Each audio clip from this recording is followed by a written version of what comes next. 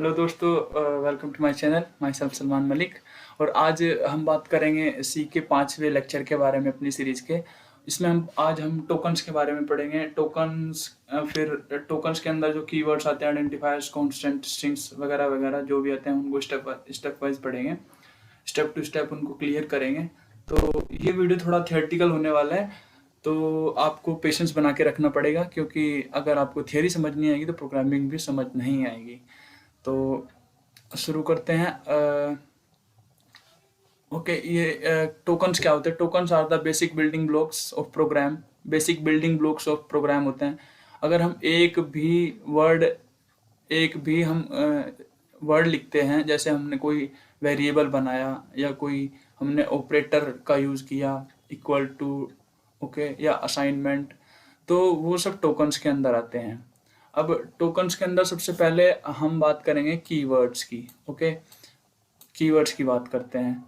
तो keywords, okay, तो keywords क्या होता है?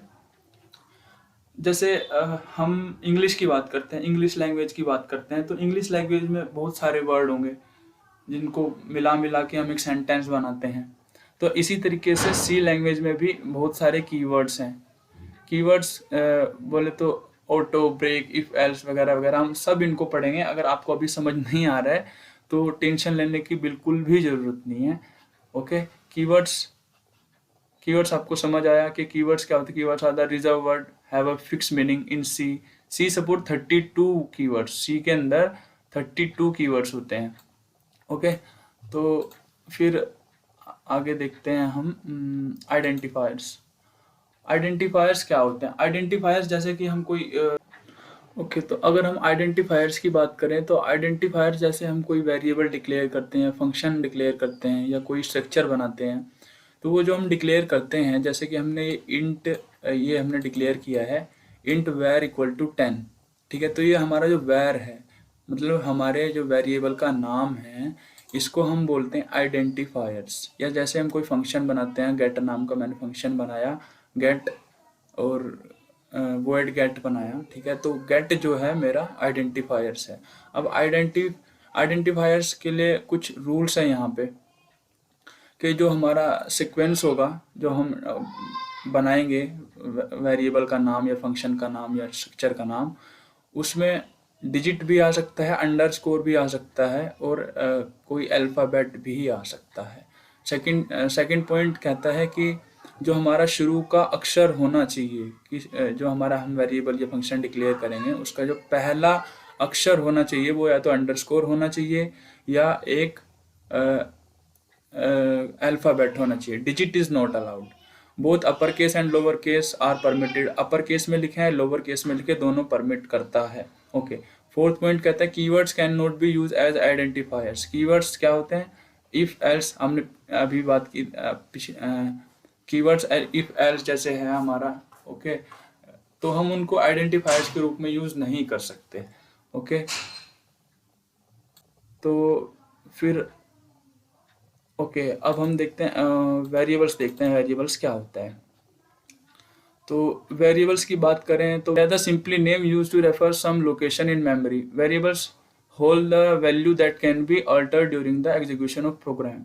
वेरिएबल जो होते हैं हम उनको क्रिएट करते हैं ताकि हम उनमें कुछ वैल्यू असाइन कर सकें, वैल्यू रख सकें। ओके, तो वेरिएबल्स आपको समझ आया। और डिक्लेयर, इनका सिंटेक्स क्या होता है? सिंटेक्स होता है, पहले हम लिखते हैं डेटा टाइप। ठीक है, डेटा टाइप इंट हो सकता है, फ्लोट हो सकता है, डबल हो सकता है, कैर हो सकता है। ओके, फिर हम वेरिएबल का नाम लिखेंगे, और वेरिएबल का नाम लिखेंगे, फिर या वेरिएबल टू कोमा से सेपरेट करते हैं हर एक वेरिएबल्स को। ऐसे ऐसे हम एक ही लाइन में बहुत सारे वेरिएबल्स भी हम क्रिएट कर सकते हैं। जैसे हमने क्रिएट किया है इंट ए कोमा बी कोमा सी और फिर सेमीकोलन, मतलब एक लाइन में हम 3 वेरिएबल्स को हमने डिक्लेयर किया है। Here A B C are variables. अब बात करते हैं डेटा टाइप। डेटा टाइप होता क्या है? डेटा टाइप होता है जैसे कि हम एक वेरिएबल लेना चाहते हैं और उसमें हम इंटीजर टाइप की वैल्यू को असाइन करना चाहते हैं। अब इंटीजर टाइप की वैल्यू को असाइन करना चाहते हैं तो हमें इंट टाइप का डेटा टाइप लेना पड़ेगा। जैसे मैंने एग्जाम्पल भी लिया है, ये देखो एग्जाम्पल int a=5। तो देखो अगर मैं 5 एक इंटीजर टाइप वैल्यू है, अगर मैं इसको असाइन करना चाहता हूँ a वेरिएबल में, तो मेरे को इसका डेटा टाइप int लेना पड़ेगा। int बोले तो इंटीजर, ओके। अगर मैं पॉइंट वाली वैल्यू को असाइन कराना चाहता हूँ किसी वेरिएबल a में, तो मुझे उसका डेटा टाइप फ्लोट लेना पड़ेगा। ऐसे ही अगर मैं किसी कैरेक्टर स्ट्रिंग को स्टोर कराना चाहता हूँ किसी वेरिएबल में, तो मुझे कैर टाइप का डेटा टाइप लेना पड़ेगा। ऐसे ही लॉन्ग लॉन्ग लॉन्ग जो है इंटीजर टाइप ही होता है, लेकिन उसका जो साइज है वो बड़ा होता है।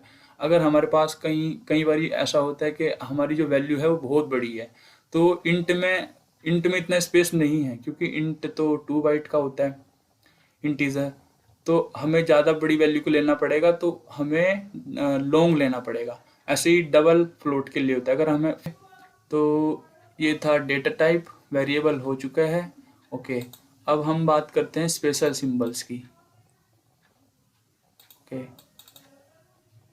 स्पेशल सिंबल्स क्या होते हैं? स्पेशल सिंबल से ही @ यूज करना होता है, कहीं पे हैश यूज करना होता है, डॉलर नोट भी यूज करना होता है, या पैरेंथेसिस, ये सब स्पेशल सिंबल्स हैं, ठीक है। ये भी हमारे किस में आते हैं? टोकन्स में आते हैं। ये भी हमारे मतलब टोकन्स हैं, ओके। ऑपरेटर्स क्या होते हैं? Operators they are use to perform computation. अगर हमें कोई कंप्यूटेशन परफॉर्म करना है या कोई कैलकुलेशन परफॉर्म करनी है, तो हमें ऑपरेटर्स की ज़रूरत होती है। अर्थमेटिक, इसमें 4 टाइप के ऑपरेटर्स होते हैं।